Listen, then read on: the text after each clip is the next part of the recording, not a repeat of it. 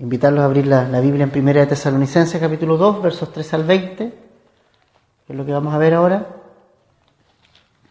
La semana pasada vimos cosas bien interesantes. Vimos que podríamos decir cómo es un ministro o un ministerio aprobado por Dios. Dijimos que Dios efectivamente prueba nuestros corazones, que Él siempre está, Él sabe todo de nosotros, no tenemos que engañarlo, pero hay motivaciones buenas y motivaciones malas para seguir al Señor y para el ministerio. Recordamos nosotros varias personas que por ahí siguieron a Jesús interesados en lo que éste le podía dar de manera milagrosa. El pan, los peces, sanidades. Pero Jesús, cuando inició su ministerio, Él fue bien claro en mencionar que Él había venido al mundo con la misión de enseñar.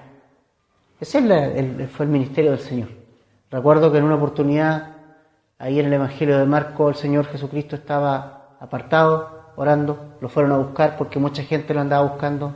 Sus discípulos fueron a buscar y le dijeron: Maestro, te están esperando, quieres que mucha gente viene a ti para buscando algo. Y Jesús le dijo: es necesario que me vaya y empiece y que predique, enseñe. A eso he venido. Cualquier ministerio o cristiano que su motivación no sea seguir al Señor, estamos ante un problema, ¿no? Porque no son correctas las motivaciones. Y vimos que hay varias identificaciones en Pablo, varias características que identificamos en él específicamente, de que nos muestran cómo es un ministerio y una vida aprobada por Dios. Primero, que obviamente hay un ministerio que tiene resultados en términos de que hay hermanos convertidos al Señor. Dijimos que el ministerio de Pablo allí en medio de oposición y todo, también Pablo nunca cambió el mensaje pese a la oposición, se mantuvo firme en el mensaje de Jesucristo que él recibió y que él conoció, el Evangelio de Jesucristo, que él conoce directamente y que él enseñó con valentía a pesar de la oposición. Dijimos que esto también es una señal de estar aprobado por Dios, es cuando uno frente a la adversidad igualmente es capaz de sostener y mantener el mensaje puro del Evangelio. También está en que él no buscaba agradar a las personas, no buscaba engañarlas con un lenguaje adornado, sino que simplemente, y no lo hizo tampoco por engaño, sino que simplemente para que ellos pudieran creer en Cristo Jesús. Tampoco nunca buscó la gloria o el ego o que su nombre fuera más importante que el nombre de Jesús. O sea, el punto es que es importante que la gente me vea a Jesús y vea a Jesús a través de mí y no a mí. Cuando yo llevo a la gente hacia mí, estoy equivocando el foco, estoy llevando a la gente hacia una persona.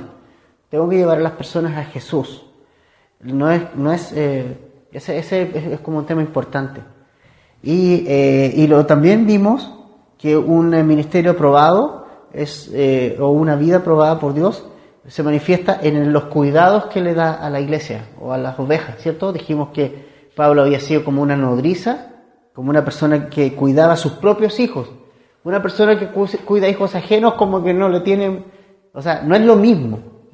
No sé si me entienden, pero no hay como no es lo mismo porque son ajenos, porque uno los considera como, uno lo puede querer a un sobrino, una sobrina, pero no es lo mismo porque no es tu hijo, hay un nexo distinto. Y Pablo fue como una nodriza, como tierno entre los hermanos.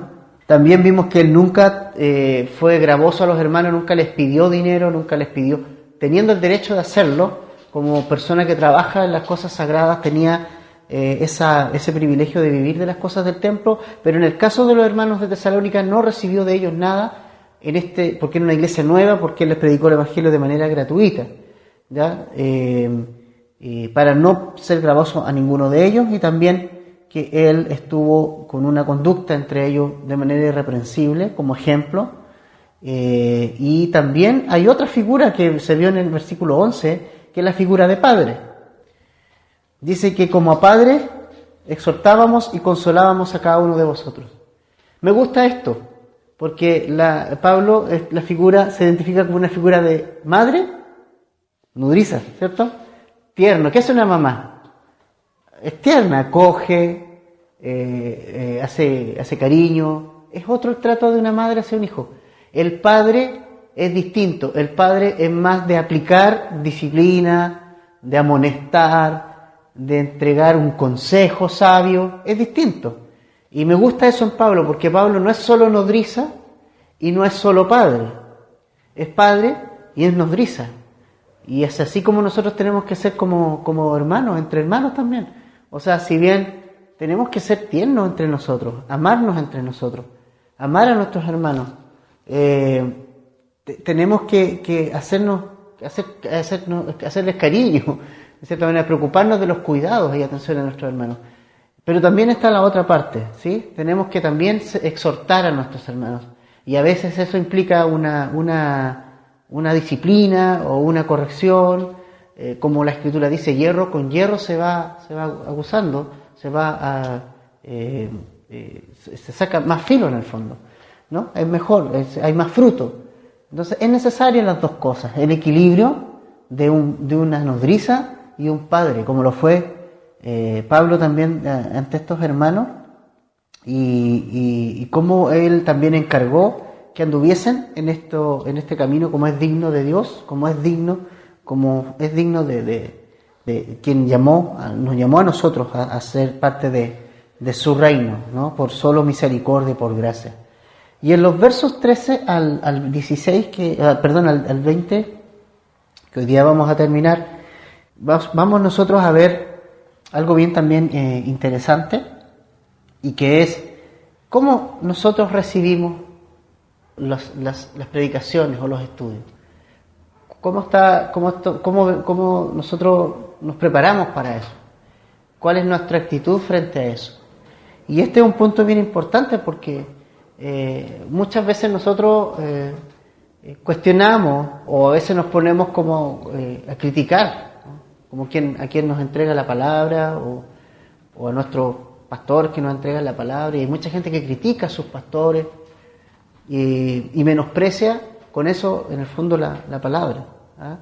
Nosotros los pastores procuramos de entregar la palabra de Dios, por lo menos los que estamos en la sana doctrina, y procuramos entregar la palabra de Dios, y queremos y buscamos, nosotros también la recibimos como de Dios, y buscamos que también la iglesia la pueda recibir como palabra de Dios, ¿ya?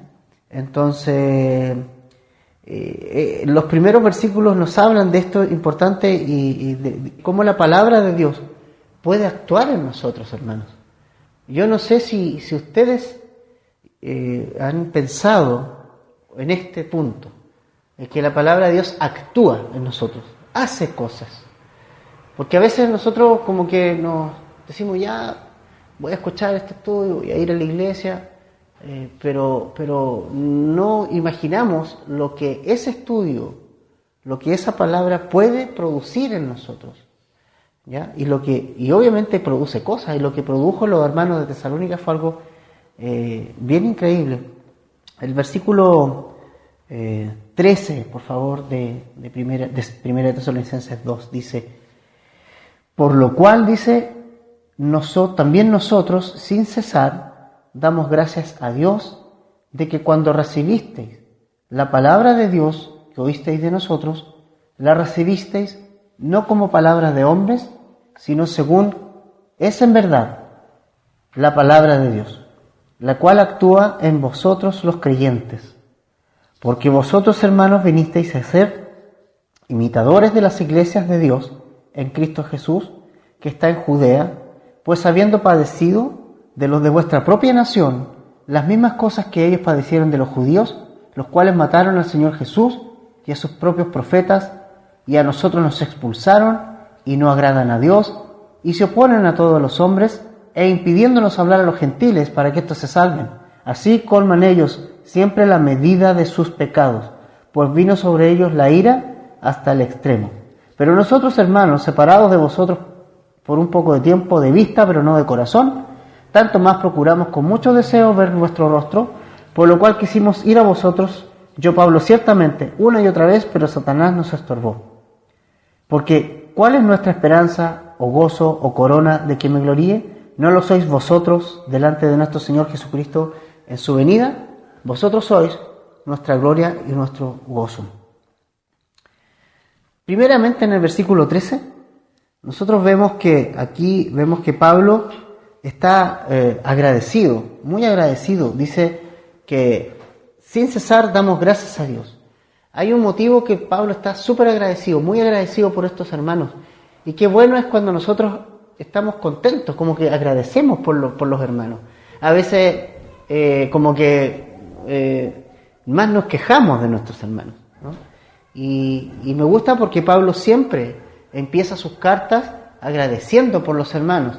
Que después corrija cosas, que después empieza a hablar y a exhortar de otra manera, sí, pero él siempre está presente en sus cartas el que agradezca por los hermanos, el agradecer que tenemos hermanos en el fondo, ¿ya? Por ahí, si nosotros no nos llevamos con nuestros hermanos o decimos de eso de que no, que este hermano no, que este lo trago o lo mastico pero no lo trago, nosotros tenemos que recordar que en el cielo vamos a estar juntos toda una eternidad. O sea, no solo nosotros, vamos a estar juntos con nuestros hermanos pentecostales, aunque no nos guste su ruido ni nada. Tenemos que recordar que también vamos a estar con todos los hermanos que cristocéntricos, que han sido salvados por la sangre de Jesús. Y por eso que es importante que nosotros seamos agradecidos de nuestros hermanos, seamos agradecidos por lo que Dios ha hecho en la vida de cada uno de nuestros hermanos, sean o no sean de nuestra congregación, obviamente y mayormente los que sí nosotros conocemos, que podamos dar las gracias por ello, ya ser agradecidos. Pero Pablo principalmente, ¿por qué está agradecido? Porque él recuerda cómo Dios transformó la vida de los hermanos de Tesalónica. Esa era su mayor gratitud. Y por eso que aquí cuando leímos el versículo 13 vimos que estaba agradecido de cuando recibiste la palabra de Dios, porque la sencilla razón era de que recibieron el mensaje como de Dios, no como de Pablo. Recibieron el mensaje de Dios. Este es un mensaje de Dios, dijeron ellos, lo tomaron como de Dios y no de Pablo. Eso es bien importante porque lo más efectivo para transformar una vida y lo único efectivo para transformar una vida es la palabra de Dios. Por eso es que nosotros nos alejamos y yo personalmente, y nosotros, hablo como iglesia también, nos alejamos de estrategias humanas, nos alejamos de programas que buscan hacer cosas que no van a poder hacer. O sea, un programa, una buena organización de una iglesia, una buena actividad extraprogramática y un montón de cosas que podemos hacer, sin duda, y se pueden hacer, nunca puede llegar a transformar una vida de una persona. Y nosotros tenemos que recordar eso. Nunca una persona va a ser transformada por una actividad que no sea la exposición de la palabra de Dios. La vida de una persona va a ser transformada por la palabra de Dios, tocando su corazón, ardiendo en su corazón, haciendo una obra en su corazón, ¿ya? Por eso es que es importante esto, por eso es que hoy en día hay tanta dificultad entre nosotros de por qué Dios no hace algo en la persona, de por qué Dios no obra hoy día, pareciera ser que no obra porque hemos abandonado esa enseñanza, la iglesia ha abandonado esa enseñanza. Ahora, también vamos a ver dos cosas. Uno es que se predique la palabra, pero otra vez que se reciba la palabra. Son dos cosas importantes. ¿Te das cuenta? Porque podemos tener también un hermano y un pastor que predique la palabra, que enseñe la palabra escrituralmente, y la gente sencillamente no reciba su mensaje. Puede también existir esa posibilidad que la gente no lo reciba y no quiera simplemente recibirlo como que viene de Dios y se ponga como un candado en su corazón y no quiera recibir la palabra de Dios. Eso también tenemos que tenerlo en cuenta, pero lo que nosotros vemos muchas veces es que la predicación de la palabra, la enseñanza de la palabra, se ha ido reemplazando en la iglesia en general por programas preconcebidos, por cosas, a ver, ¿cómo lo hacemos para que la gente no se vaya ¿Cómo lo hacemos para que la gente llegue? Esa es la mayor preocupación. La preocupación muchas veces es que la gente llegue y que la gente no se vaya.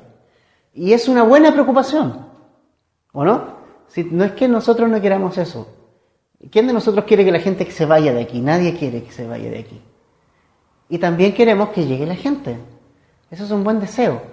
Las estrategias son las que son distintas. Mientras las estrategias humanas lo que van a hacer efectivamente atraer a gente y evitar que se vaya muchas veces, pero no va a haber transformación, no va a haber madurez, no va a haber cambio, no va a haber vidas transformadas. Pero si nosotros entregamos la palabra de Dios, van a haber vidas transformadas. El Señor va a hacer cosas en el corazón. El Señor va a hacer una obra en el corazón de las personas. Va a hacer algo en el corazón de la gente. ¿Fija? Entonces, es importante que veamos eso. No fue qué tan elocuente era Pablo en su, ¿cómo se llama esto? En su mensaje, en su exposición. Y una vez me dijo otro pastor, una vez me dijo, tú vas a tener que aprender a usar las tonalidades de tu voz y ese tipo de cosas. ¿Fija? Eso está en el inconsciente, pero el poder está en la palabra de Dios, no en la elocuencia del predicador. Pablo era súper elocuente porque era un maestro de los judíos. Pero ¿qué tuvo que hacer el Señor Jesucristo en su vida? Tuvo que hacerlo sencillo. Tuvo que sacarle todo y mostrarle la simpleza. Y el evangelio de Pablo nunca fue un evangelio engorroso. Fue claro, fue simple, ¿no? Entonces, no es la elocuencia, no es que las palabras bonitas o que yo haga llorar a la gente con una técnica lo que va a hacer que la gente cambie. Eso se da mucho en el trabajo donde yo estoy, en que tú tienes que llegar a que el corazón, la terapia. Jesús no es terapia, ¿ya? La terapia, llegar al corazón, hacer que la persona reflexione, que la persona llore, que la persona cambie. El que va a hacer ese trabajo va a ser el Espíritu Santo, no yo. Y lo va a hacer el Espíritu Santo cuando la palabra de Dios sea predicada, hablada, enseñada a una persona. Y el Espíritu Santo va a tocar el corazón de esa persona. ¿Te fijas? Por eso es que es importante estar en oración por nuestros amigos inconversos, estar en oración por ellos, no cesar de orar por ellos, pedirle al Señor que nos dé la oportunidad de compartirles el Evangelio, de predicarles la palabra, no otra cosa, el Evangelio, para que les toque el corazón. Sus vidas sean transformadas. Si yo quiero ver amigos cambiados, oración, palabra. El Espíritu Santo va a obrar en su vida. ¿Se fija? No la elocuencia o mi habilidad respecto a las palabras que utilizo o de cómo puedo mover las manos o la tonalidad es distinta o si elevo el nivel de la voz en ciertos momentos. No es pauteado, es la palabra de Dios la que va a hablar al corazón de la gente, la que va a convertir a la gente, la que va a transformar a la gente, la que transformó mi vida, la que transformó la vida tuya y la que le sigue transformando día tras día, ¿o no? ¿Cuántas veces salimos de aquí a veces con algo ahí? El Señor nos habló, nos habla y algo hay ahí, algo nos hace clic.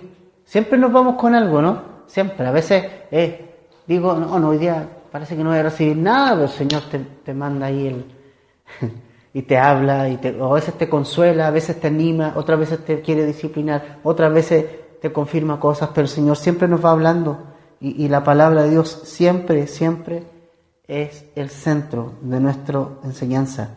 No las estrategias ni los programas preconcebidos que van a quitar de la iglesia la palabra de Dios, que finalmente es la que convierte la vida de las personas.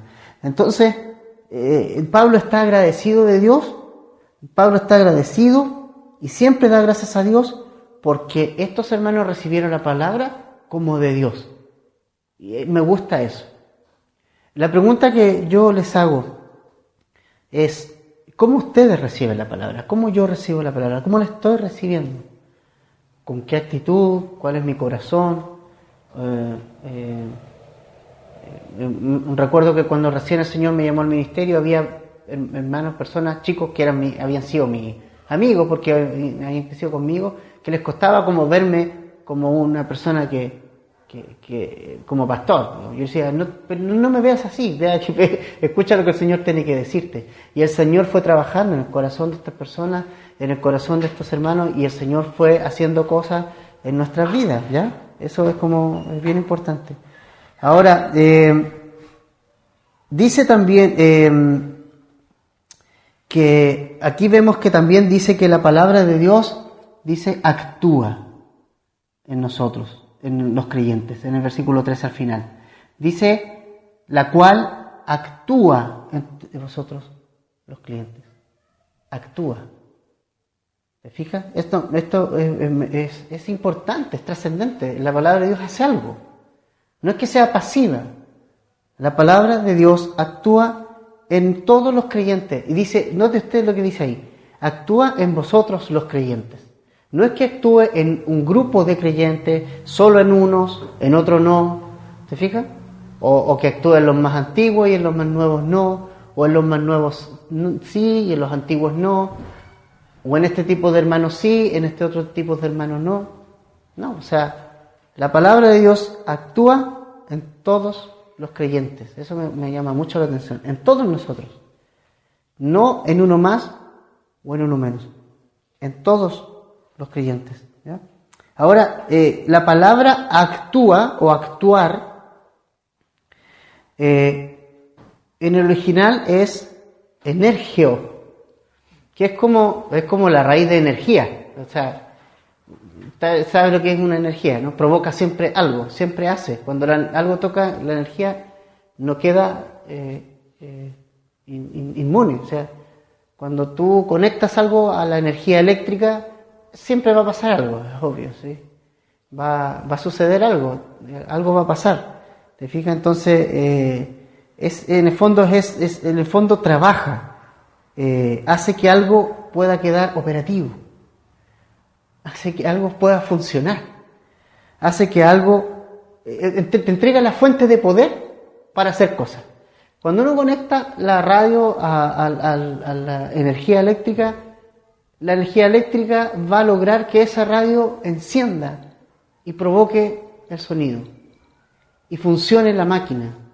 Cuando conecto la lavadora a la energía eléctrica también va a pasar lo mismo. La lavadora va a funcionar porque está conectado a la energía eléctrica. Le quito el enchufe, el enchufe los quito de la energía eléctrica, lo saco, no hay posibilidad alguna de que la lavadora haga algo, fíjate. Entonces, nosotros los creyentes, los cristianos, también pasa lo mismo. O sea, no hay posibilidad que en nosotros pase algo respecto a Dios si no recibimos la palabra en nuestra vida, en nuestros corazones. No va a pasar nada en la vida de un creyente que no reciba la palabra de Dios en su corazón. Es Dios, es su palabra la que nos va a entregar el poder, la que va a provocar transformaciones, cambios en nosotros, y Dios nos va a equipar, Dios va a actuar, Dios va a hacer una obra en nuestra vida, ¿no? Eso es entonces, por eso que Pablo está tan agradecido, porque está y ve y observa la evidencia en los hermanos de cómo la palabra de Dios estaba actuando en ellos. Estaba actuando de una manera profunda, estaba actuando de una manera clara, estaba actuando de una manera evidente. Pero para que tengamos el resultado, ¿cierto? Necesitamos entonces dos cosas, ¿ya? Siguiendo con el ejemplo de los electrodomésticos. La energía eléctrica, que vendría siendo la palabra de Dios, pero necesitamos que la lavadora o la radio, que somos nosotros, pongamos el enchufe. Es decir, puede estar la energía eléctrica ahí, y está ahí. Yo la veo que está ahí. La palabra de Dios está ahí. La palabra de Dios está aquí. La palabra de Dios, es más, se entrega. Ahora depende de mí si yo me conecto a ella.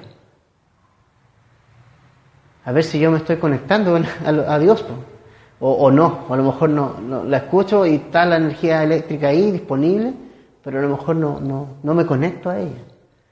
No estoy haciendo esta tarea de conectarme a ella. ¿Te fijas? Lo que simplemente estoy haciendo es escucharla, es llenarme de energía eléctrica y no conectarme nunca a ella. De escuchar el sonido de la energía eléctrica, de sentir que está ahí, pero no conectarme a ella. ¿Te fijas? Entonces, necesitamos esas dos cosas.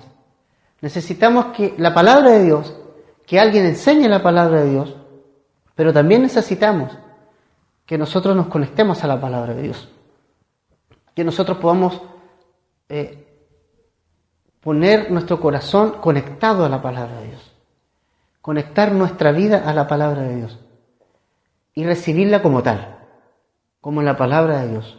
No cuestionando a veces quién está al frente, sí cotejando con la Escritura, hay que ser diligentes en eso, pero siempre recibiéndola como la palabra del Señor. Eso es importante, ¿ya? Ahora, cuando los cristianos de Tesalónica, los creyentes de Tesalónica, recibieron la palabra, ellos, inmediatamente en ellos se produjo algo. Se produjo un cambio, una transformación. Y lo otro que vemos aquí, que en el verso 14 nos dice, que esa palabra, la palabra de Dios, en sus vidas, cuando ellos recibieron la palabra, sufrieron persecución. Es algo tremendo eso.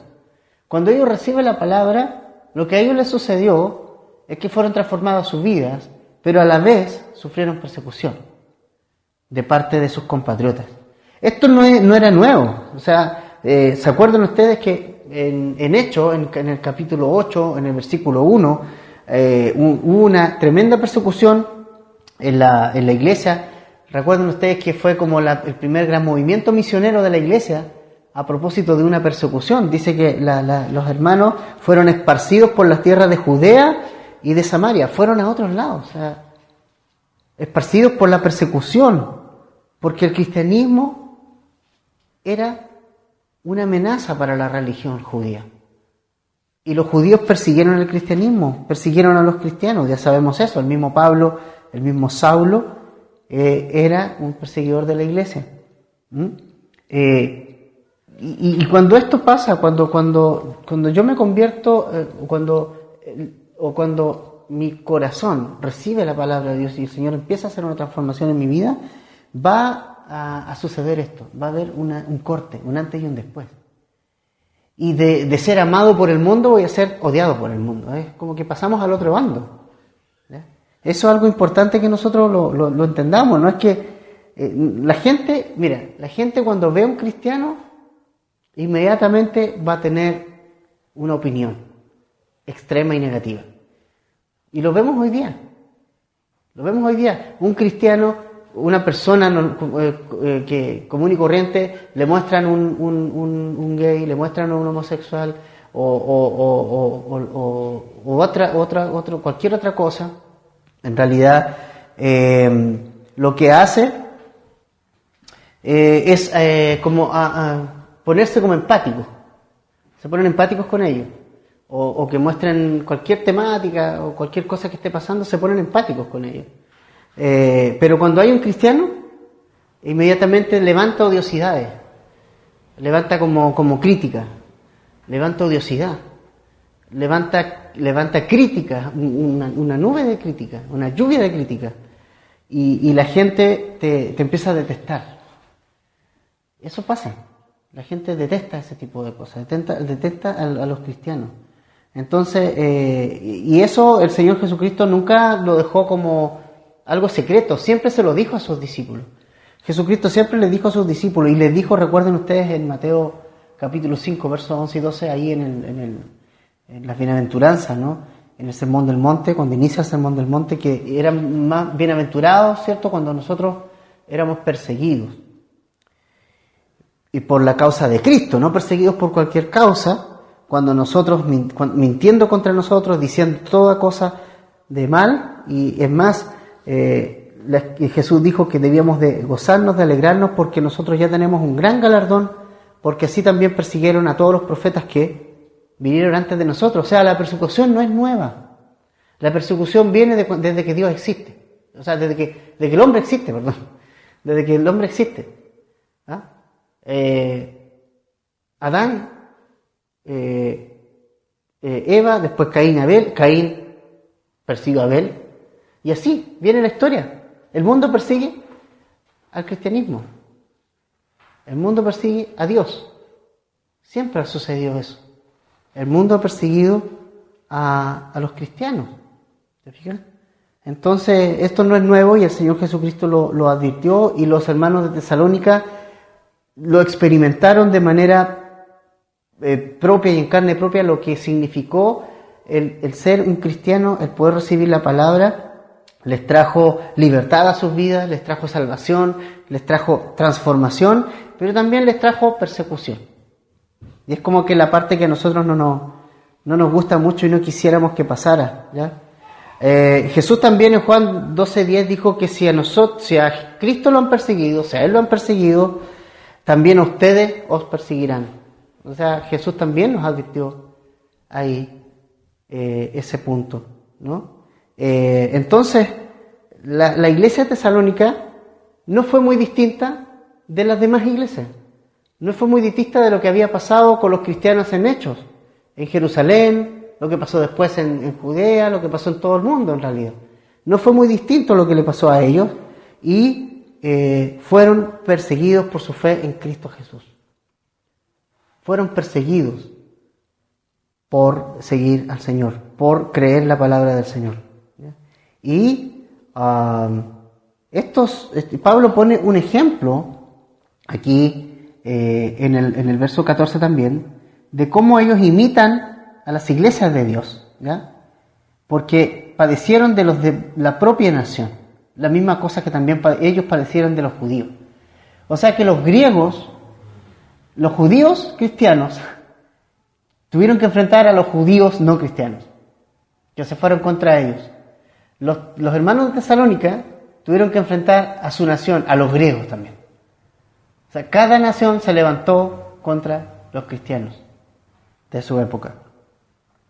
¿Ya? Cada nación se enfrentó a estos cristianos de esta época. Y dice que también pone el ejemplo y recuerda y va hacia atrás de cómo el Señor Jesucristo, bueno, a ellos lo mataron, ¿no? Y sus propios profetas. O sea, no es una actitud nueva en el mundo. El mundo ha sido así siempre. Han habido judíos mataron a los profetas de Dios, los judíos mataron a todos sus profetas, se les fueron enviados profetas y los mataron. Recuerdo, Isaías ha cerrado, a Jeremías no recibieron su mensaje. Es decir, siempre los judíos no recibieron a los profetas, ¿verdad? Y Jesús, cuando entra a Jerusalén y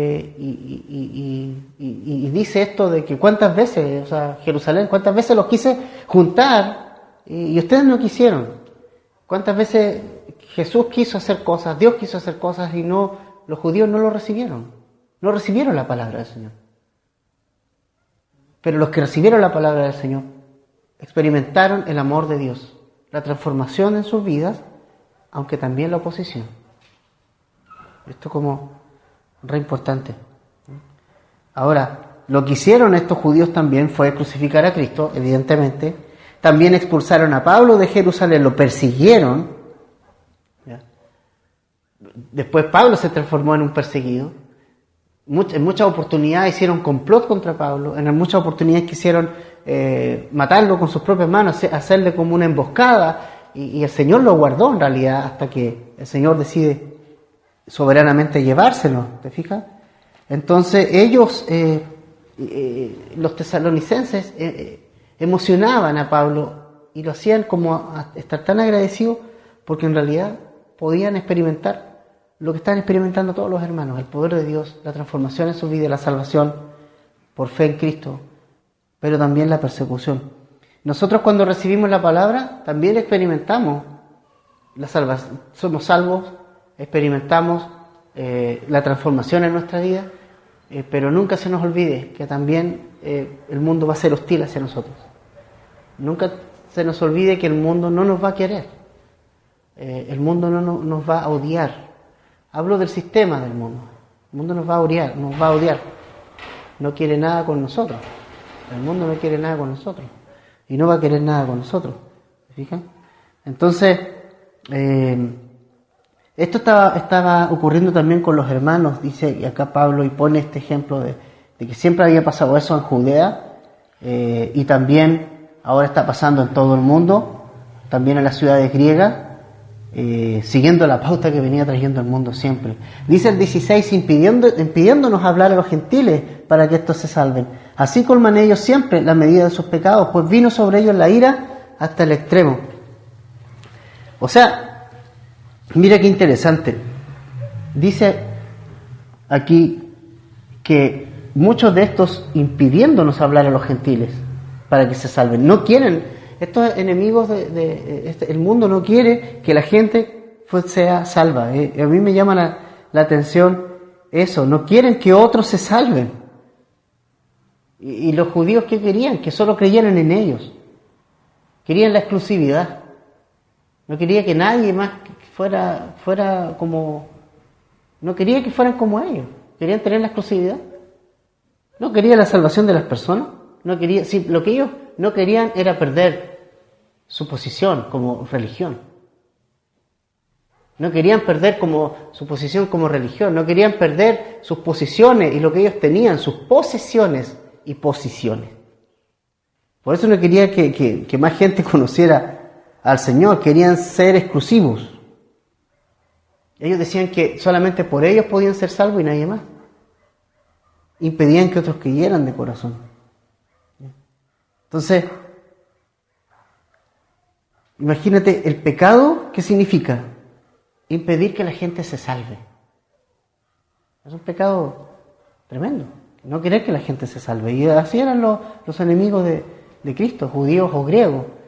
Igualmente perseguían a la iglesia. ¿Fíjate? Ahora, en los versos 17 al 19, Pablo explica de por qué él no fue a verlos físicamente durante este tiempo. ¿Ya?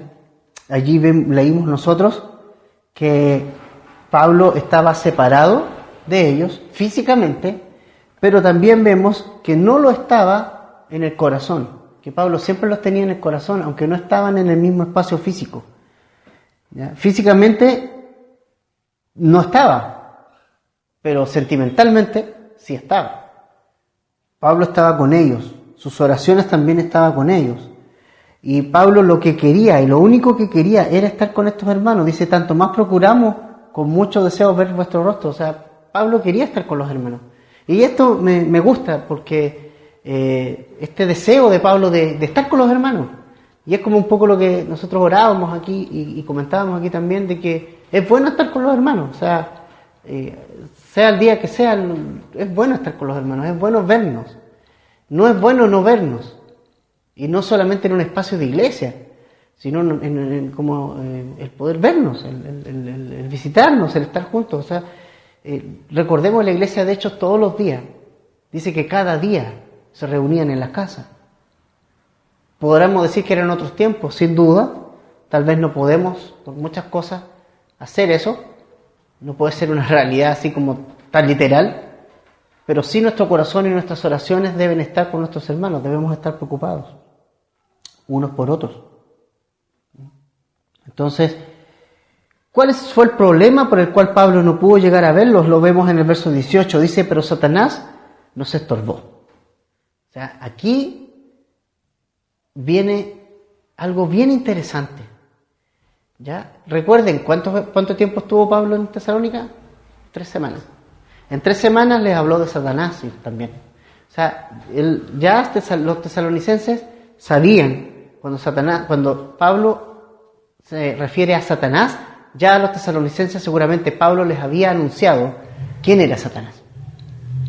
Que era el adversario, se opone a todo lo que se llama Dios, Cristo, contra el Espíritu Santo, que impide y que hace todo lo posible para que el creyente no se desarrolle y para que la palabra de Dios no corra. Pablo enseñó lo suficientemente claro respecto a Satanás como para hablar de él frente a los hermanos y escribirle que Satanás le impidió. Y con esto vemos que a veces Satanás va a impedir cosas. Qué increíble eso. Siempre se me viene a la cabeza, a la mente, la situación que le ocurrió a Daniel. ¿Se acuerdan cuando Daniel estaba orando y pidiendo a Dios claridad, qué sé yo? Y el príncipe de Persia se le opuso en el camino al ángel que traía el mensaje, que traía la respuesta. Satanás se opone. Satanás no quiere que la obra del Señor avance o que la palabra de Dios haga algo en mi vida. Por eso es que en la parábola del sembrador también se menciona que el ladrón que roba la semilla, estos pájaros que se comen la semilla, que finalmente es Satanás, el que la saca de nuestro corazón, la quiere sacar de nuestro corazón, la quiere hacer inútil. Y trata de influenciar. Y quiere impedir que nosotros desarrollemos los planes de Dios. Y en este caso quiere impedir que Pablo vaya a ver a estos hermanos. Y Satanás está ahí tratando de impedirlo. ¿Te fijas? ¿Cómo es increíble esto? Cómo Satanás también quiere impedir, estorba la obra de Dios. Nosotros, ¿cómo nos podemos enfrentar a Satanás? En realidad, manteniéndonos firmes en la fe, en la palabra. Creo que parándonos firmes. Resistid al diablo, dice la Escritura, huirá de vosotros. Satanás puede ser enfrentado por nosotros.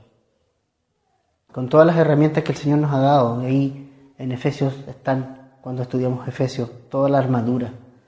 Para que estemos preparados cuando el enemigo venga a atacarnos y cuando quiera estorbarnos. Entonces es interesante que también la iglesia de Tesalónica maneje quién era Satanás, ¿no? También Pablo se dio el tiempo de enseñarlo. Ahora, ¿cuál es el tema de la vida de Pablo? ¿Cuál es el foco de Pablo? ¿Ya? Y en el verso 19 está. Porque ¿cuál es nuestra esperanza o gozo o corona de que me gloria? O sea, ¿qué es el propósito de la vida de Pablo? ¿Qué da satisfacción a la vida de Pablo? Dice, no lo sois vosotros delante de nuestro Señor Jesucristo en su venida, vosotros sois nuestra gloria y gozo. Pablo está diciéndonos aquí que la iglesia de Tesalónica es, podríamos decir, su gloria, su trofeo más preciado. Ellos son. Y eso es importante. Eso es lo que Pablo va a presentar al Señor, en el fondo, en el día que el Señor venga por él. Eso es lo que está diciendo acá. Dice, ustedes son mi corona, ustedes son el resultado del ministerio. Delante de Jesucristo, dice, en su venida. Y esto nos da a entender que sí, efectivamente el Señor nos va a pedir cuentas de nuestras vidas ministeriales. A Pablo de su ministerio. ¿Y qué podía decirle Pablo al Señor Jesucristo? ¿Qué podía presentarle Pablo al Señor Jesucristo? Aquí están. Ustedes, esas son mi gloria. Los tesalonicenses. Estos creyentes. Y ¿sabes? Todos nosotros vamos a tener que dar esa misma cuenta al Señor también. Al Señor Jesucristo. Dice que en 2 Corintios 5:10 vemos eso claramente. Que nosotros vamos a comparecer ante el tribunal de Cristo para que todos nosotros, ¿cierto?, recibamos de acuerdo a lo que hayamos hecho, sea bueno, dice, o sea malo, lo que hayamos hecho mientras estábamos en el cuerpo. También eso nos habla Pablo en 1 Corintios capítulo 2, versículos 12 al 15. Si alguno edifica, dice, sobre algún fundamento, ¿cierto?, pone oro, plata, piedras preciosas, madera, heno, hojarasca, todo eso, ¿ya? Pero cada uno tiene que ver cómo va a sobreedificar. La obra de cada uno va a ser revelada, va a ser probada, dice, por el fuego. Las motivaciones, ya lo vimos eso. ¿Y cuál fue realmente por qué lo hicimos? La gloria de Pablo Y lo que Pablo quería como buscar no era su gloria, no era la gloria de lo material, ni su gloria propia, su gloria eran los hermanos. Que el Evangelio fuera predicado. Él cumplió con la obra que el Señor le encargó. Cumplió con su ministerio. ¿Ya? Y aquí, cuando se menciona nuestro Señor Jesucristo en su venida se utiliza parusía. Es como el nombre parusia, como la referencia a la venida del Señor. Interesante eso, ¿no? Tanto en el rapto de la iglesia, también en su segunda venida.